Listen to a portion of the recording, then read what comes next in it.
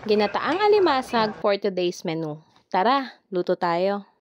Dahil nga bakasyon pa, marami pa tayong oras para makapaghanda ng mga recipe na pwede nating kainin.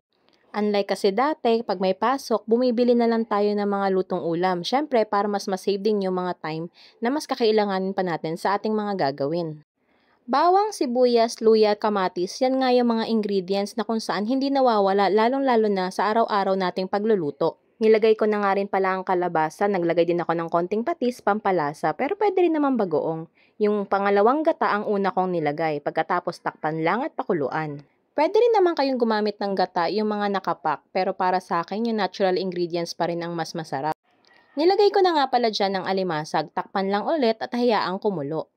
Nilagay ko na nga rin pala yung unang gata. Pagkatapos, nilagay ko na rin yung ceiling green pero dahil mas gusto namin ng mas spicy, dinagdagan ko na rin ng red chili pero optional lang naman yan.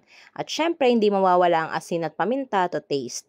So, konting halo lang. Pagkatapos, nilagay ko na rin nga pala yung sitaw kasi mas madali siyang maluto. Kaya mas hinuhuli ko yung ingredients na yan. Pagkatapos, let it simmer for 5 minutes. And then, charan! Ready na!